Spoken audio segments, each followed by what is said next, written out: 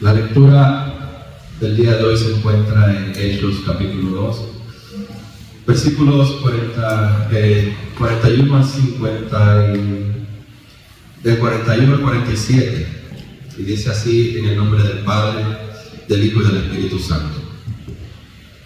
Así que los que recibieron su palabra fueron bautizados, y se añadieron aquel día como 3,000 personas, y perseveraban en la doctrina de los apóstoles, en la comunión unos con otros, en el partimiento del pan y en las oraciones.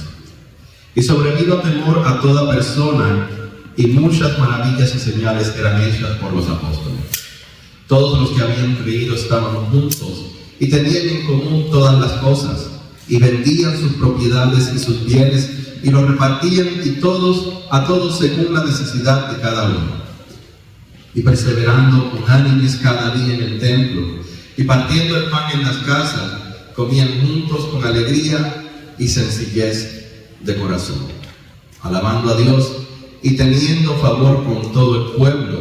Y el Señor añadía cada día a la iglesia los que habían de ser salvos. Amén. Las últimas semanas hemos estado escuchando palabra de Dios relevante a quiénes somos, a nuestra misión, y a nuestros valores como iglesia. Si recuerdan, el reverendo Víctor Monroy nos visitó y nos recordó que somos iglesia, que somos un linaje escogido, que somos un pueblo llamado a una vida en santidad, una vida que se mantiene activo en la comunidad, dando testimonio de Jesucristo, alcanzando y ganando almas para Cristo Jesús. Y de ahí luego el pastor Joseph nos habló de lo que es la salvación, la importancia que hay en que nosotros entendamos lo que eso significa, que somos salvos, que Jesús entregó su vida para que nosotros no pasáramos por la ira del Padre Celestial. Es cuando nosotros obtenemos ese entendimiento que nosotros verdaderamente podemos dar testimonio de que mi vida estaba en peligro, que yo tenía un problema muy grave y que no había nada que yo pudiera hacer por mis propias cuentas para solucionarlo, porque ese problema no se podía arreglar con un plan de pago, que ese problema no se podía arreglar con un soborno, que ese problema no se resolvía tomando algunas medicinas, que ese problema era un problema espiritual, porque por causa del pecado mi vida existía en una separación entre Dios y yo. Pero un día Dios envió la salvación a este mundo, en la persona de Jesús, su Hijo unigénito. Y por medio de su sacrificio en la cruz del Calvario, Jesús solucionó ese gran problema que existía en mi vida. Él saldó la deuda que yo tenía con Dios, porque Él dio su vida como pago del rescate y la libertad de la esclavitud que yo tenía al pecado.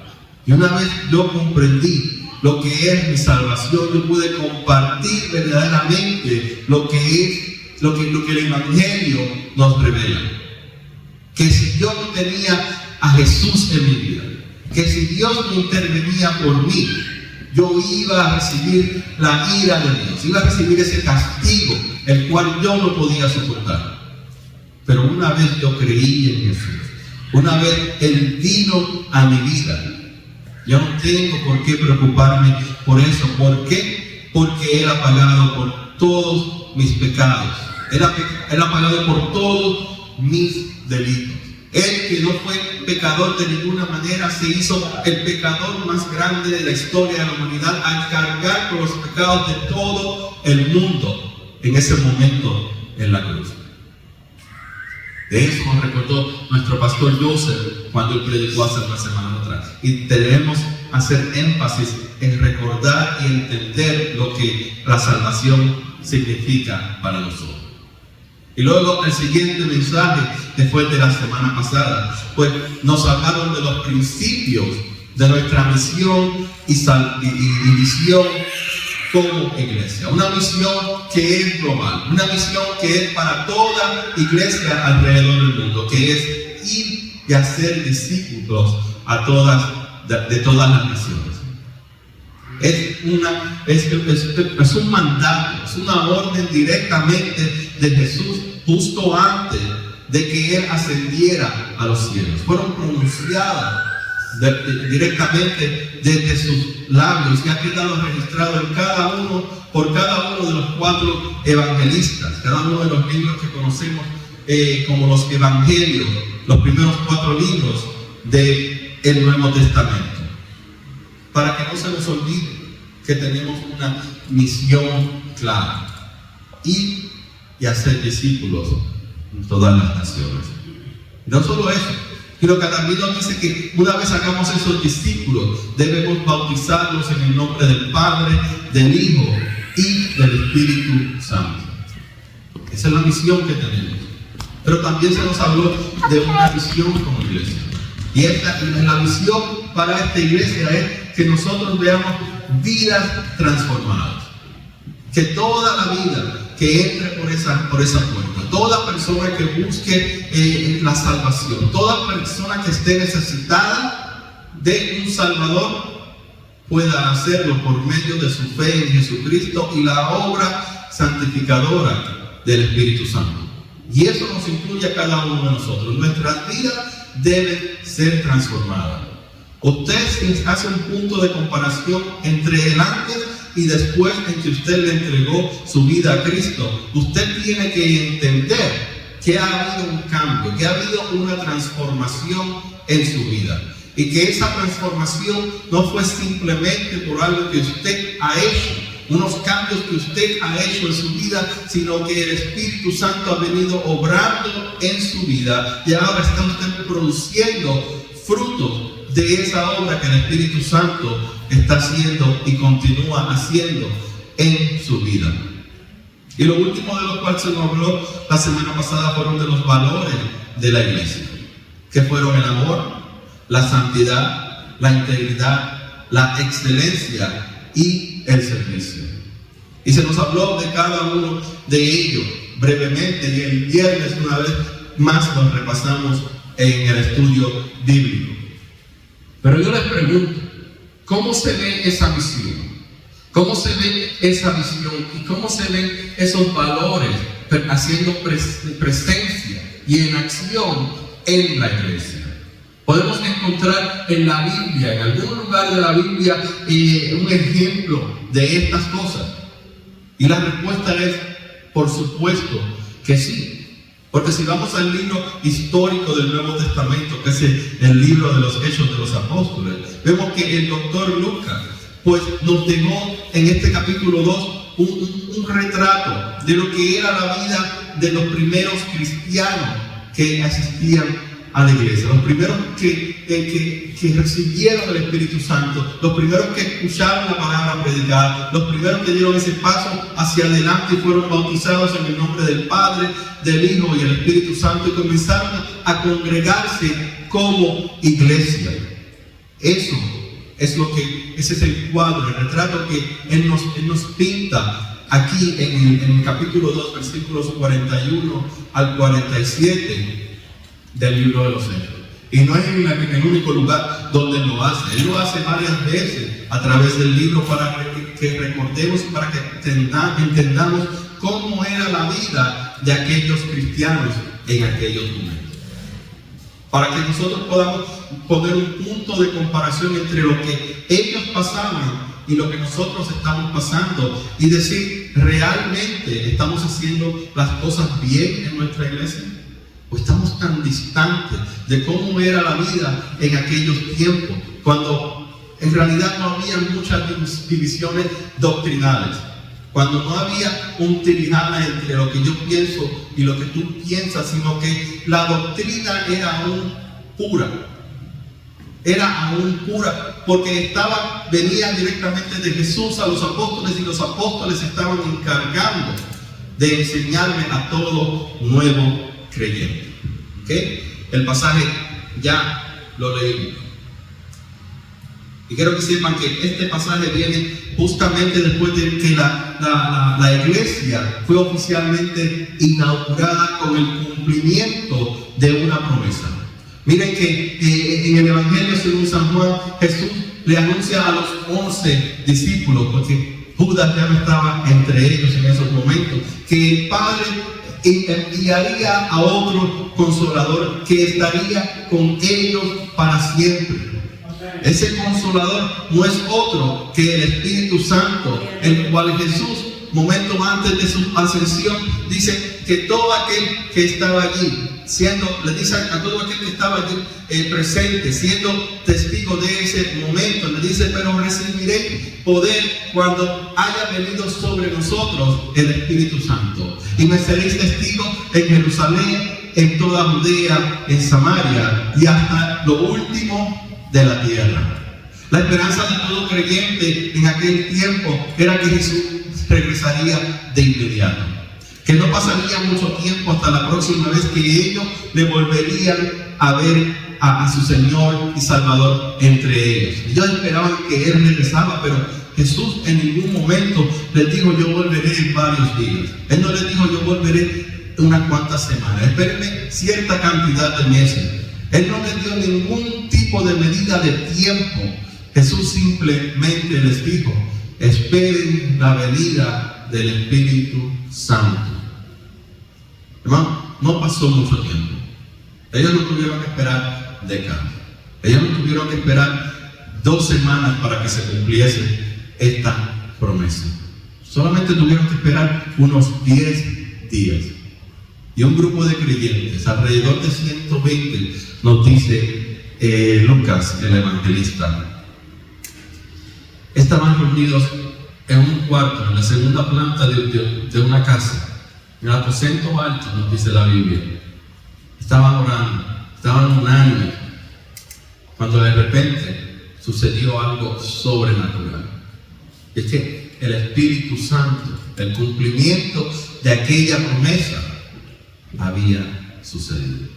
El Espíritu Santo había llegado, inaugurando así la iglesia. E inmediatamente vimos que Pedro se levanta y da un sermón maravilloso, un sermón modelo. Y si hacemos un bosquejo de ese sermón, podemos imitarlo a él y crear tremendo sermón evangelístico. Y él se levanta con esa autoridad divina y se dirige a todo varón judío que estaba cerca del lugar, porque era la fiesta de Pentecostés. Y Jerusalén estaba repleta de judíos que venían de diferentes partes de las regiones a celebrar esa fiesta solemne de Jehová.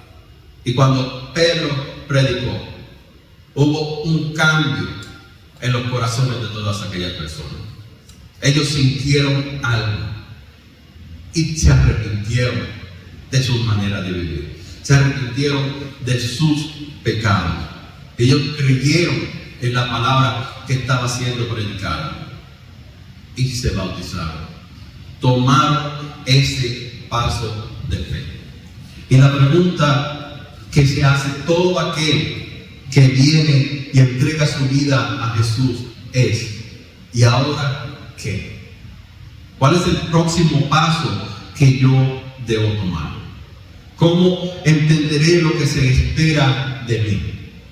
¿Y qué es lo que yo debo esperar de esta nueva vida?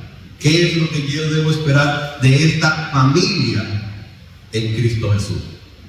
Y la respuesta se encuentra inmediatamente aquí en el versículo 42 del pasaje.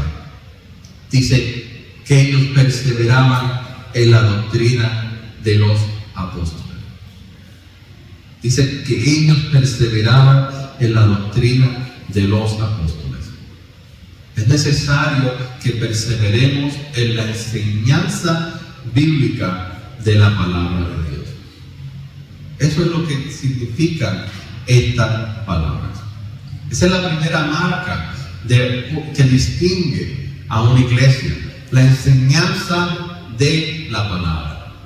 Porque cuando usted visita una iglesia, Usted quiere recibir palabra de Dios, pero usted no quiere ser engañado por alguien que distorsiona lo que la palabra de Dios nos está diciendo.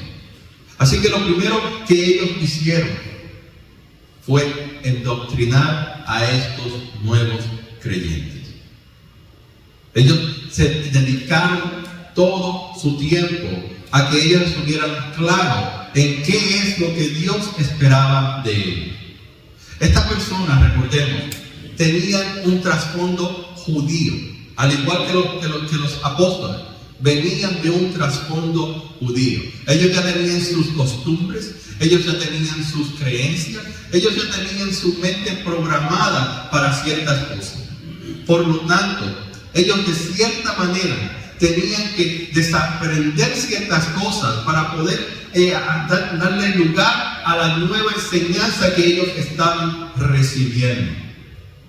Ya que su corazón había sido tocado, ya que su corazón había sido cambiado, ahora es momento de transformar sus mentes. Ahora es momento de que ustedes entiendan qué es lo que Jesús quiere de cada uno de ustedes. Los apóstoles tomaron su ministerio muy seriamente. Y si leemos el libro de los Hechos y avanzamos un poquito más y vemos al capítulo 6, vemos que hubo un momento en que tuvieron que tomar una decisión: o nos dedicamos a la enseñanza de la palabra, o nos dedicamos a servir las mesas, nos dedicamos al servicio comunitario. Y se tomó la decisión.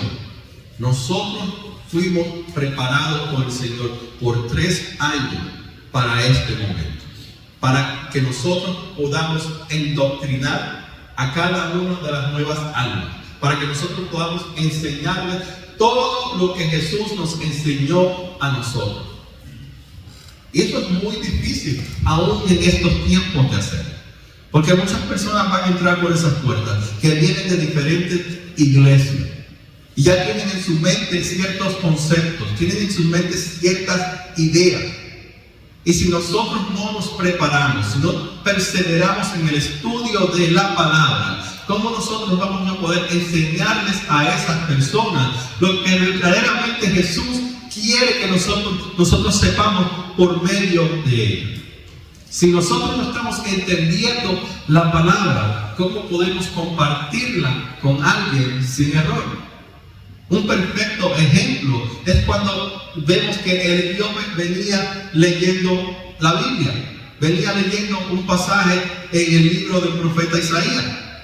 Y Felipe se acercó a la carroza y le dice: ¿estás entendiendo? Y él dice: ¿cómo voy a entender si no hay nadie que me lo explique? Es muy necesario que usted siempre tenga a alguien que le explique todas estas cosas. Porque si alguien le pregunta a usted por qué usted se congrega en la iglesia de White Creek, ¿cuál sería su respuesta? No digan que es, porque el grupo de alabanza es tremendo. Se forma, eso parece Juan Luis Guerra de 440. No digan que es por eso. Digan fielmente: yo me congrego en la iglesia cristiana y misionera de White Plains, porque allí se predica la palabra fielmente, porque allí se preocupan porque yo entienda las escrituras, porque allí pasamos tiempo estudiando cada pasaje bíblico expositivamente, y si tengo dudas nos contestan las preguntas. El estudio constante de la palabra y al estar expuesto a la enseñanza bíblica debe ser una prioridad en la vida de todo cristiano. Debe ser esencial para la vida devocional de cada cristiano. El crecimiento de nuestra vida espiritual depende de cómo nosotros entendemos la palabra de Dios, de cuánto tiempo nosotros dedicamos al estudio de la palabra. Mira que Moisés, antes de que la nueva generación entrara a la tierra de Canaán, él se detuvo y él habló con el pueblo y él repasó toda la ley. Él quería que ellos tuvieran claro qué es lo que Dios esperaba de cada uno de ellos. porque ellos eran apenas unos niños cuando la ley fue dada a Moisés. Y ya esa generación antigua había muerto toda, excepto por Moisés, Caleb y Josué. Y sabemos que Moisés no pudo entrar a la tierra prometida, sino que él entró. Pero él se ocupó de que esa generación tuviera fresca la ley que Dios le había dado. Esas eran las escrituras de ellos, eran oral.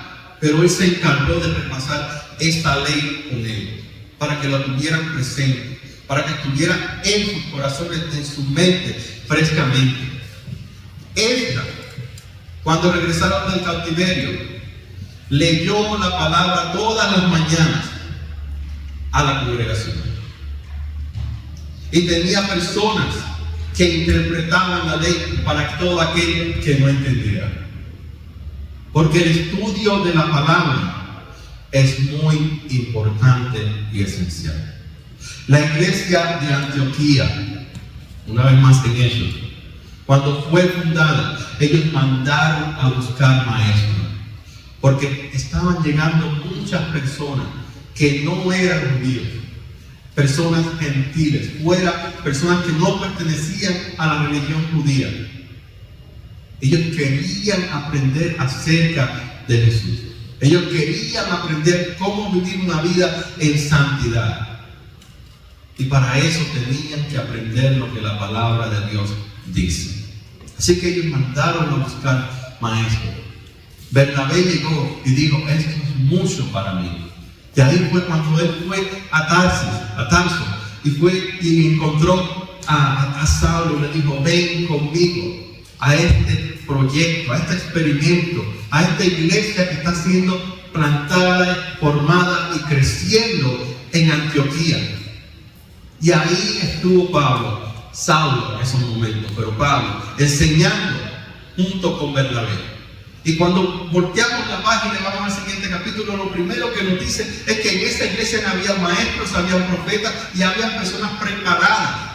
Y fue de ahí, Antioquía se convirtió inmediatamente en la sede del cristianismo. Ya no era Jerusalén donde estaban los ancianos, los apóstoles. Ahora Antioquía se convirtió en la sede del cristianismo. Y fue de ahí de donde salieron los primeros misioneros. ¿Por qué? Porque el estudio de la palabra estuvo presente en todo tiempo.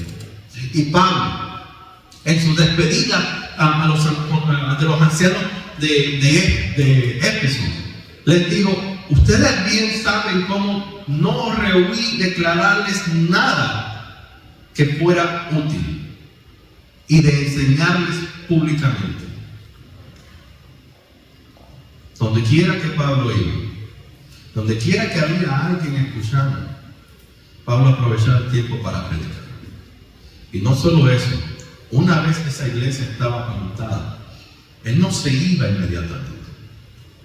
Pablo pasaba tiempo con esa comunidad. Pablo abría las escrituras y les enseñaba fielmente.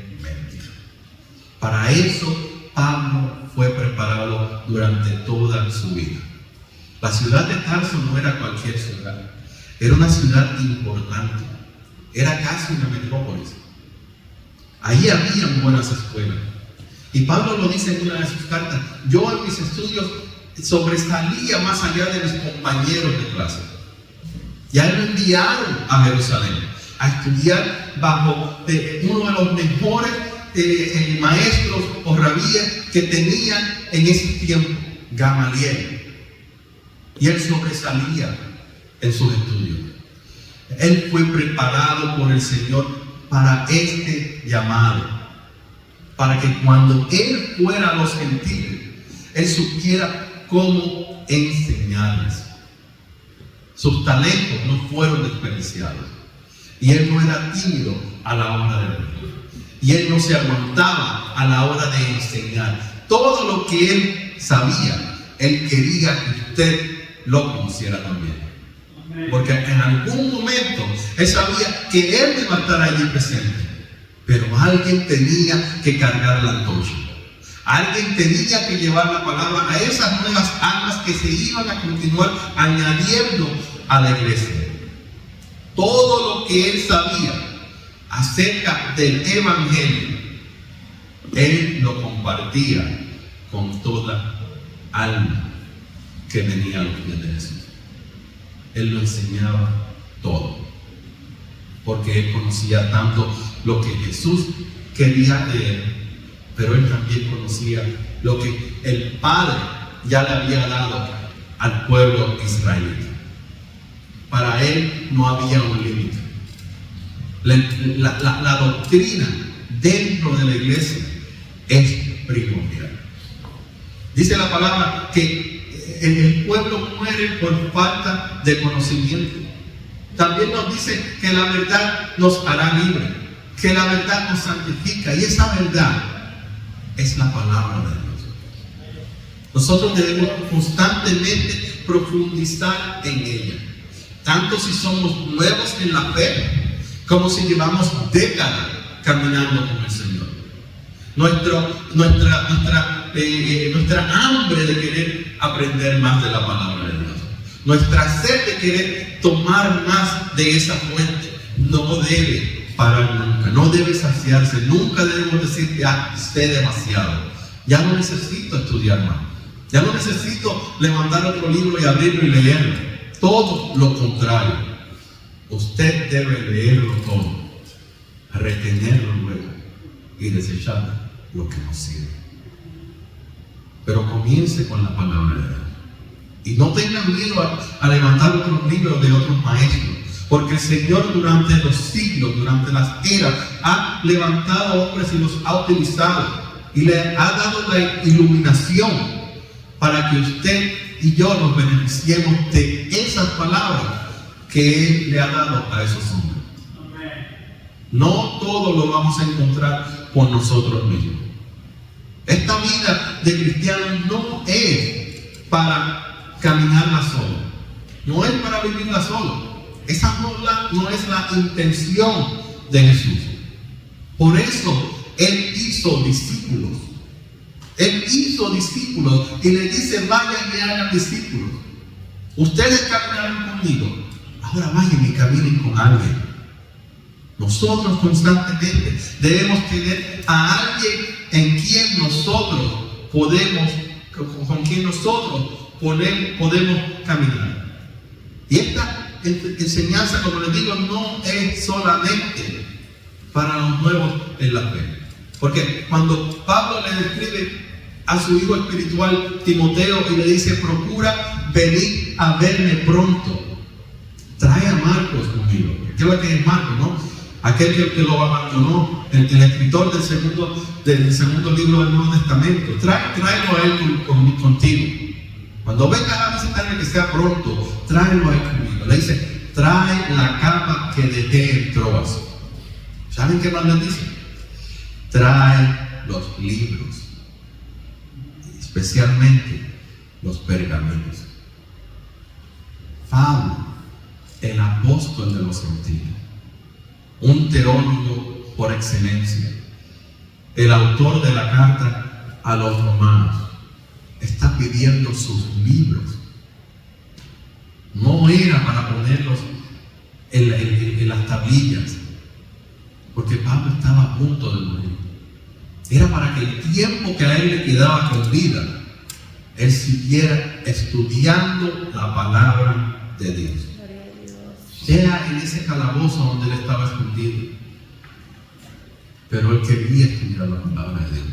Recientemente leí un libro de la vida del apóstol Pablo, según las escrituras, un comentario, pero bien iluminador. Y el escritor nos da una descripción de lo que él piensa pudieron haber sido esos últimos momentos de la vida de Pablo.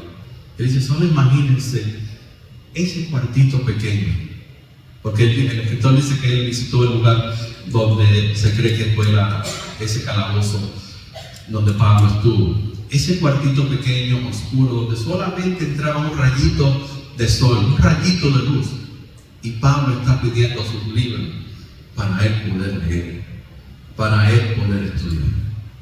Y quién sabe si esos pergaminos estaban en blanco o no.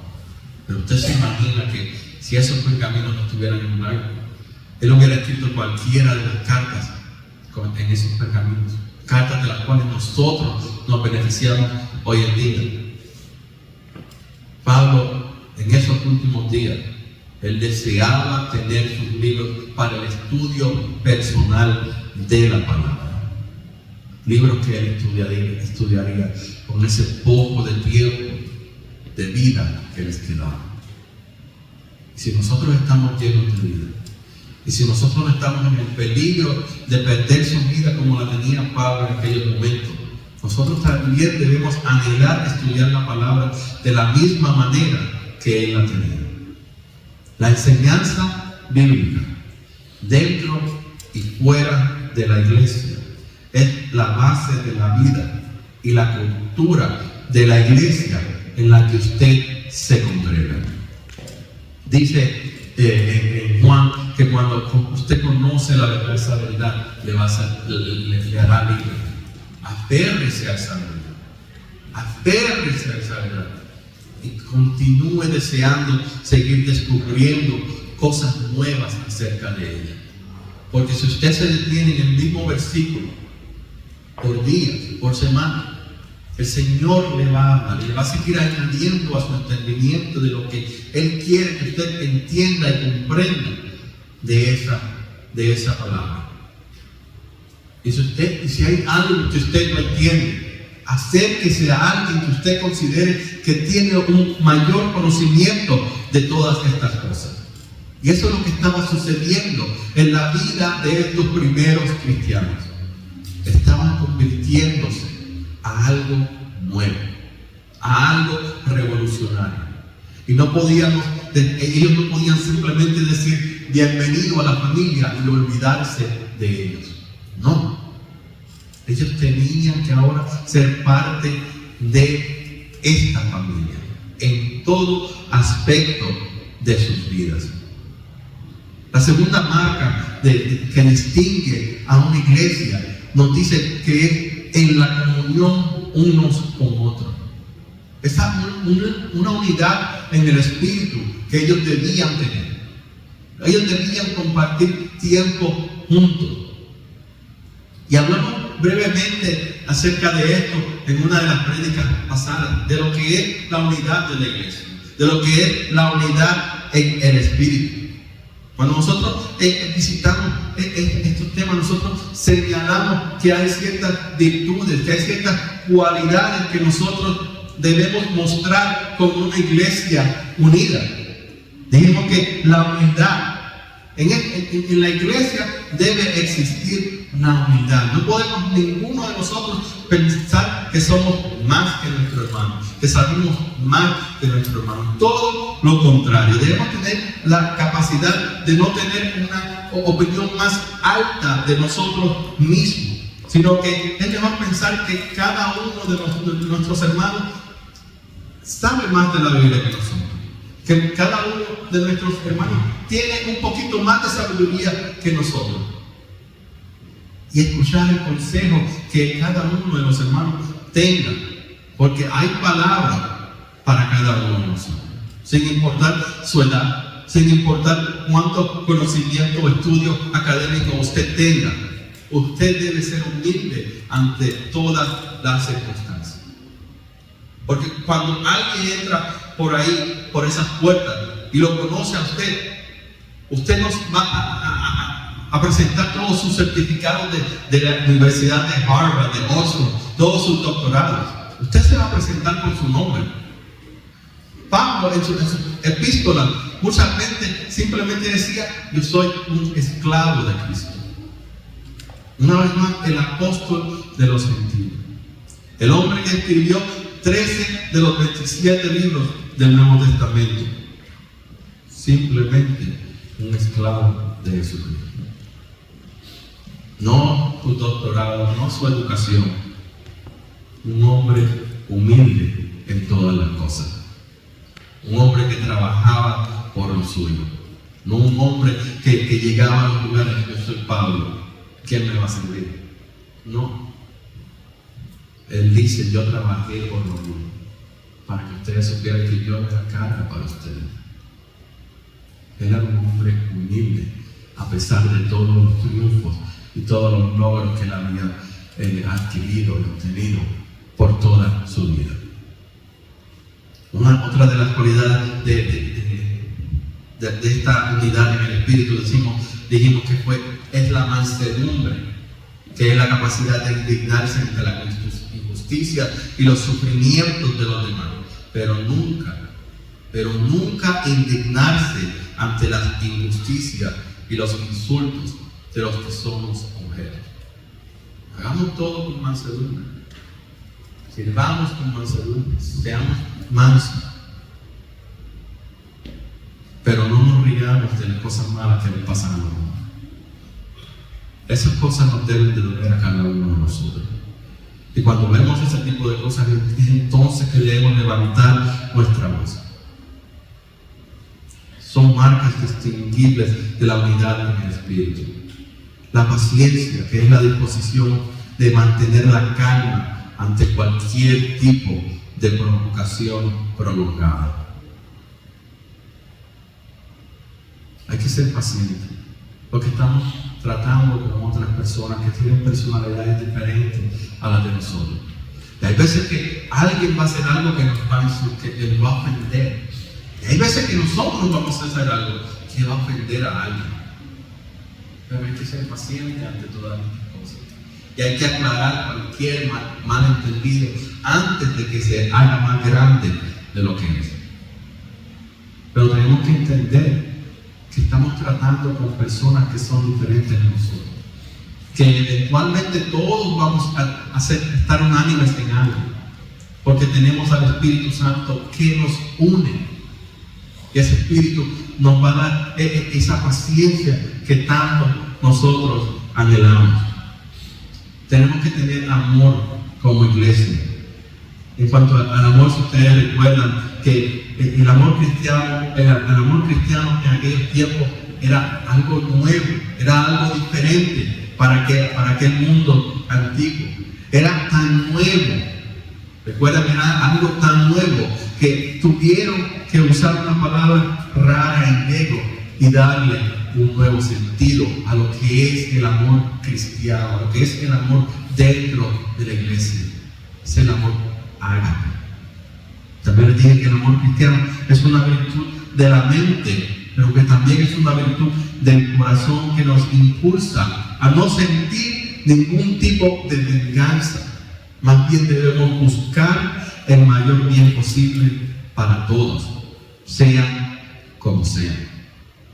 El amor es fundamental en la vida de la iglesia. Y Jesús dijo: ámense los unos a los otros. Y así los identificarán como que son verdaderamente mis discípulos, por causa de ese amor que ustedes les están demostrando, no solamente entre ustedes, sino con el mundo allá afuera. Porque nosotros como iglesia debemos sentir ese amor por las almas perdidas. Nosotros debemos de preocuparnos por ello. Por eso que se nos dice: vayan, búsquenla. Tienen que buscarlas donde sea que estén escondidas y hablarles de Jesucristo, traerlas a mí, para que tengan esa oportunidad de ser salvas como ustedes han sido salvos. Es ahí como estamos demostrando el amor y la unidad en la iglesia. Que si hay algo que se puede decir de la iglesia en White Bridge, es que los hermanos son amorosos. Que no digan nada más, pero que cuando entran por esa puerta son recibidos con amor. Que no es un simple saludo superficial, que es un amor que verdaderamente penetra en su ser, que es un amor que verdaderamente se siente en sus venas, que verdaderamente se siente en su corazón. Y cuando usted tiene humildad, mansedumbre, y hay amor dentro de la iglesia, y se ve cómo cada una de las personas es paciente, entonces vamos a tener una iglesia donde hay paz, que solamente se va a alcanzar cuando estas virtudes, esas cualidades anteriores sean demostrada. No podemos ser una casa dividida. Tenemos que estar en comunión los unos con los otros. Una casa dividida jamás vencerá. Y tenemos muchos que quisieran ver a la iglesia ser derrotada. Que la iglesia sea derrumbada. Pero la unidad en el Espíritu, la comunión entre los hermanos, es lo que va a hacer que nosotros seamos una verdadera amenaza para el enemigo. Cuando no hay unidad en la iglesia, cuando no hay comunión entre hermanos, cuando no hay relaciones verdaderamente profundas entre los hermanos, hay un hueco por donde el enemigo se puede colar. Hay un hueco por donde el enemigo puede entrar y atacar desde dentro de la iglesia. Por eso es que nosotros debemos estar siempre unidos en comunión los unos de la iglesia, los unos con los otros. Una iglesia unida atrae a los inconversos, sea por curiosidad o sea porque quieren ser parte de esa unidad. Lo que sí es importante es que una iglesia unida es testimonio de una nueva vida en Cristo de cada creyente. Como resultado de estar unidos en el Espíritu, también estaremos entrando en una unidad en la fe que se demuestra en una oración constante.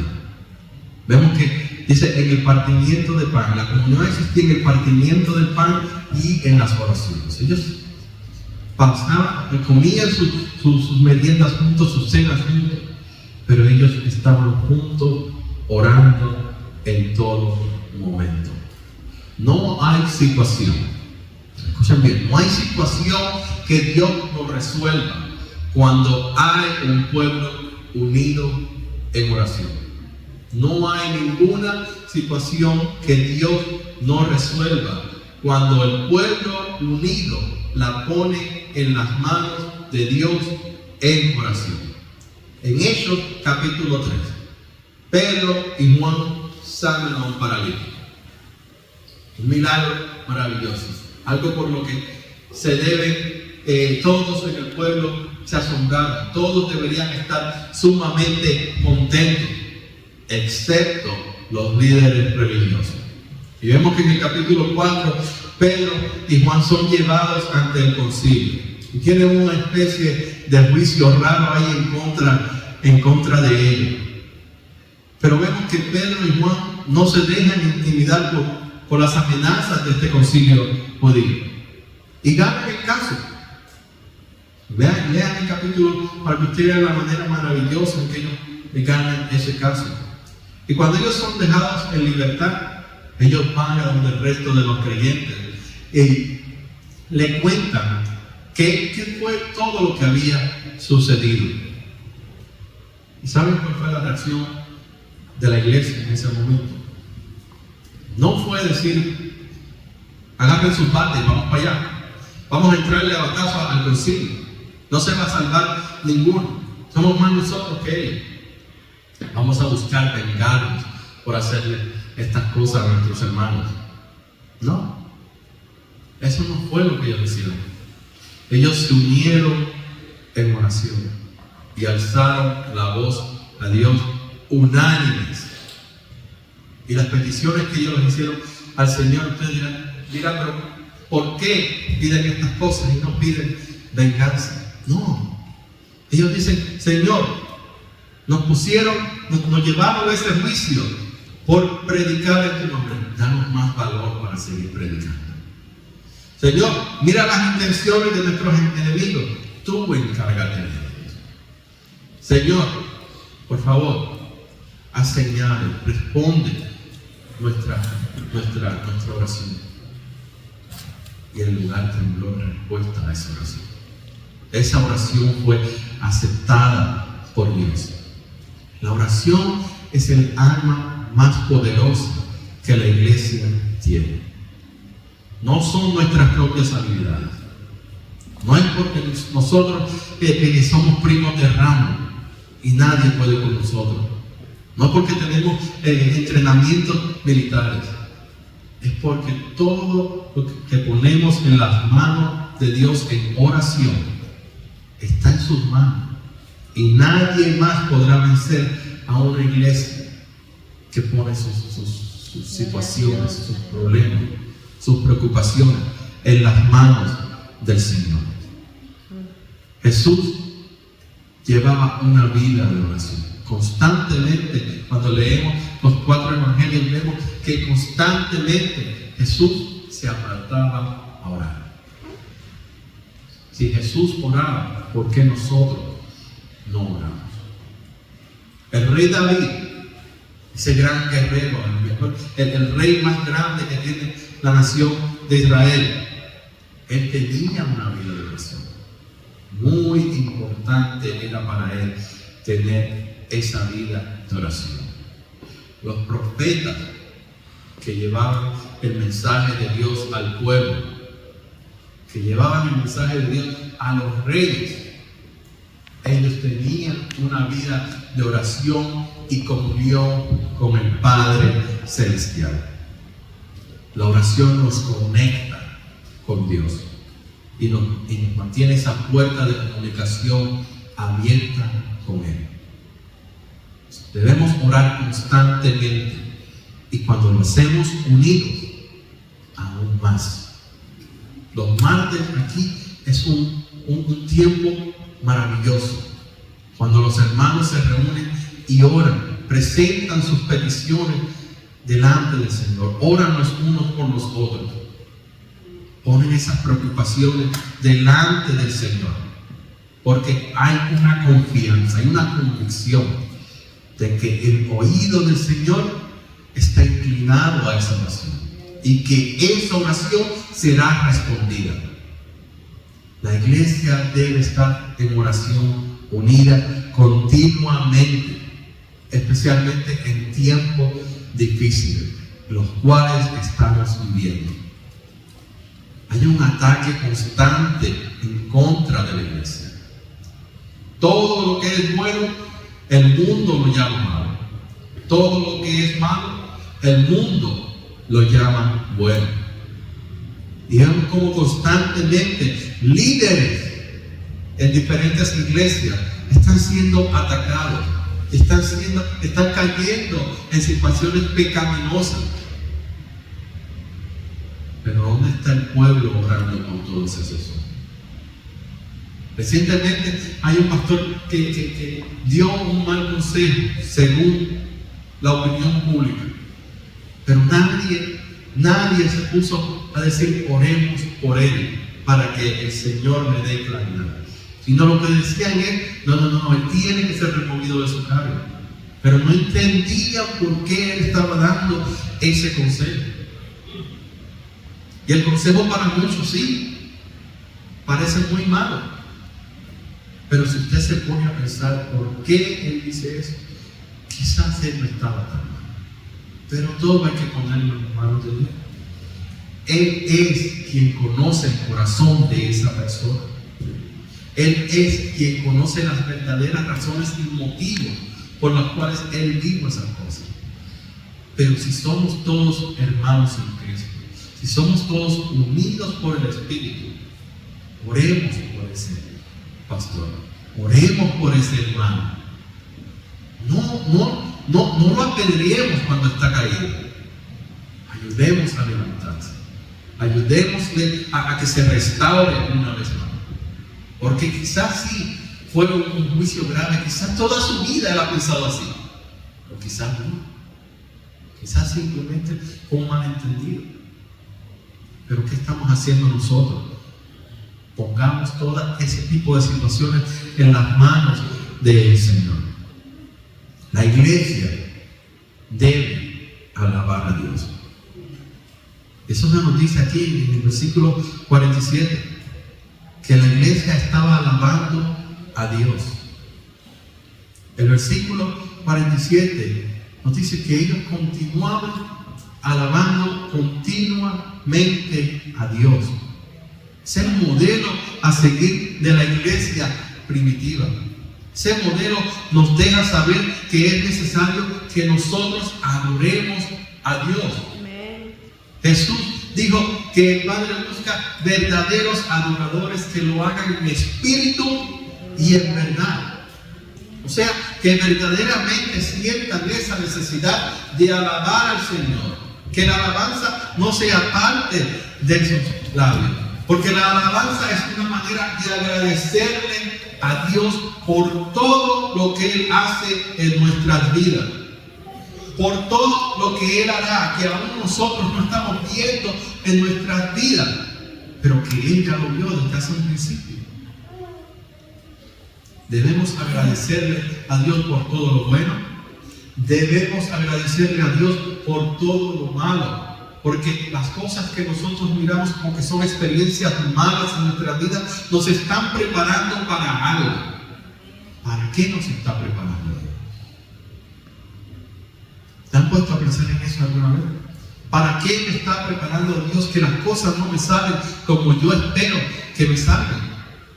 Hablaba yo con un hermano en la iglesia esta mañana, recién convertido. Yo creo que hace 2 meses que se convirtió, quizá un poquito más, que está teniendo dificultades para llegar a la iglesia, porque está trabajando 6 días a la semana. Está trabajando de 8 de la mañana a 11 de la noche.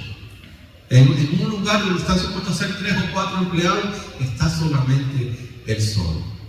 Él me dice, hermano David, solamente puedo llegar los domingos y usted ve que a veces me voy temprano. Estoy tan cansado que no puedo. Cuando llego a la casa quiero descansar, no tengo tiempo para leer la Biblia. Donde trabajo tampoco es un lugar donde tengo dos horas de almuerzo y puedo sentarme a leer y analizar la palabra. Él está tratando. Pero se le han cerrado ciertas puertas. Y en esos momentos que la iglesia debe estar orando por él. Pero ¿saben lo que él me dijo? Pero yo me agradezco a Dios por estos tiempos. Porque si yo siendo nuevo en la fe, estoy teniendo estas dificultades, yo estoy seguro de que Dios me está preparando para ayudarme. Yo estoy seguro de que Dios me está preparando para lo que viene. Si yo puedo atravesar esta tormenta, yo sé que yo voy a estar bien. Y Él tiene a los caballeros de la iglesia orando por Él constantemente. Es un hermano, como les digo, recientemente convertido, pero es muy querido por cada uno de nosotros. Cuando nosotros alabamos a Dios de la manera que vemos que lo estaba haciendo la iglesia primitiva, la iglesia de los primeros años, nosotros estamos dando testimonio acerca de Dios. Estamos dando testimonio acerca de su grandeza. Ustedes recuerdan en el libro de Éxodo, cuando el pueblo israelita cruza el Mar Rojo, al siguiente capítulo, ¿qué sucede? Se levanta un cántico en honor a Dios, hablando de todo lo que Él hizo para sacarnos de la tierra de Egipto, para salvarnos de la esclavitud y levantar esa opresión que Faraón tenía sobre ellos, pero todo dándole gracias a Dios y alabándole en todo momento. Amén. Esa es la actitud que nosotros debemos tener en nuestros corazones, alabar a Dios en todo momento. El Salmo 126, que es un salmo gradual, es un salmo de ascensión, que se cantaba en su peregrinaje cuando iban a Israel, a Jerusalén, a celebrar las fiestas solemnes. Dice, cuando el Señor quiso volver a los cautivos de Sion, éramos como los que sueñan. Entonces nuestra boca se llenó de risa y nuestra lengua de gritos de alegría. Y entonces dijeron entre las naciones, grandes cosas ha hecho el Señor por él. Cuando alabamos a Dios, demostramos nuestro agradecimiento, nuestra alegría por todo lo que Dios ha hecho en nuestras vidas. Y el mundo se da cuenta de lo agradecido que nosotros somos con todo lo que Él ha hecho por Él, por nosotros. La alabanza debe ser constante en nuestros labios. Vemos que el pasaje termina diciendo que el Señor añadía cada día a la iglesia los que habían de ser salvos. Esta es la iglesia que evangelizaba. No lo hacía con tanto esfuerzo y tanto programa como nosotros tratamos de hacerlo hoy en día. El Señor añadía cada día los que habían de ser salvos. Y eso no quiere decir que constantemente la gente estaba entrando por la puerta y simplemente se convertía, sino que en su día a día estos nuevos creyentes tenían conversaciones con personas. Quizás nos podemos imaginar a un creyente, un nuevo creyente de nombre Leví, por ponerle nombre, y va caminando por la plaza y se encuentra con su amigo José. Y José le dice: Leví, hace tanto tiempo que no te veo. ¿Dónde te has metido? Que no te veo pasando tiempo con nosotros en la sinagoga.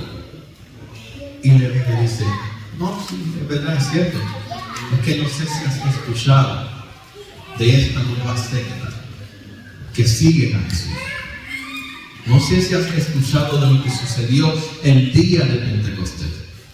No sé si has escuchado que sobre aquellos que estaban allí vino el Espíritu Santo y que se levantó un varón llamado Pedro y predicó acerca de lo que verdaderamente es salvación. Sí, yo he escuchado acerca de eso, pero también dicen que eso va en contra de todo lo que la ley enseña. Déjame decirte que nada va en contra de lo que la ley enseña. Simplemente lo aclara todo. Déjame decirte que cuando yo escuché las palabras de Pedro, yo fui uno de aquellos que levantó la mano. Déjame decirte que yo fui uno de aquellos que se arrepintió. Fui uno de aquellos que creyó. Fui uno de aquellos que se bautizó. Y ahora soy parte de ellos. Soy una nueva criatura, viviendo una nueva vida, con un mejor entendimiento de lo que es ser salvo, con un mejor entendimiento de que ninguno de los ritos que Moisés estableció van verdaderamente a salvarme, que ninguno de los animales sacrificados tiene el valor para redimirme a mí, sino que Jesús, el cual los líderes religiosos crucificaron, es el Hijo de Dios sacrificado por mi libertad, por mi salvación. Y es verdad, ¿verdad? ¿Tú crees todo esto? Yo creo todo esto. ¿Y sabes qué? Hay unos varones que anduvieron con Jesús y ellos te pueden explicar todo esto mucho mejor que yo. ¿Te interesaría venir a una de las reuniones? Esa era la manera que ellos estaban predicando. Y estaban arriesgándolo todo al evangelizar a nuevas almas. Porque no crean que el hacerse discípulo de Jesús en aquellos tiempos era fácil para cualquier medida. Una vez aceptaban a Jesús, perdían su lugar en la sociedad judía. No eran aceptados en las sinagogas simplemente como lo eran antes. Sus familias les cerraban las puertas. Ese era el precio de ser discípulo de Jesús en aquellos tiempos para un judío. La salvación es gratis porque Jesús ya pagó ese precio. Pero el ser discípulo de Jesús cuesta. Les costó a estos creyentes de los primeros tiempos. Nos cuesta a nosotros también. Que muchas veces nuestros familiares no entienden esa decisión que nosotros hemos tomado de seguir a Jesús. Muchas veces nuestros amigos que decían contigo hasta en las buenas y en las malas, esos son los primeros que te dan la espalda, son los primeros que se burlan de ti. No, ahora el santo no. No, ya no se puede hablar contigo como hablábamos antes. Y es cierto, ya no se puede hablar con nosotros como no hablábamos antes. Porque esas cosas que a ti te entretienen, ya a mí no me agradan. Ya a mí me ponen incómodo. Y tratan ellos de volvernos a esas maneras anteriores. Y es cuando nosotros debemos aprender a evangelizar y a ser discípulos de cada uno de estas personas. La vida del cristiano debe reflejar cada una de estas cualidades descritas en este pasaje del libro de los Hechos. La vida de la iglesia debería ser de tal manera como está descrita en este pasaje de los Hechos. Una iglesia unida, una iglesia que evangeliza, una iglesia que alaba a Dios constantemente, pero una iglesia que se interesa por profundizar en su entendimiento de la palabra de Dios. Ese es el compromiso que nosotros debemos estar haciendo día tras día en nuestras vidas como iglesia, como seguidores de Cristo, como discípulos del Maestro de Maestros. Debemos ser agradecidos por todo lo que Él ha hecho en nuestras vidas, por todo lo que Él ha hecho. Vamos a cerrar nuestros ojos. Vamos a orar.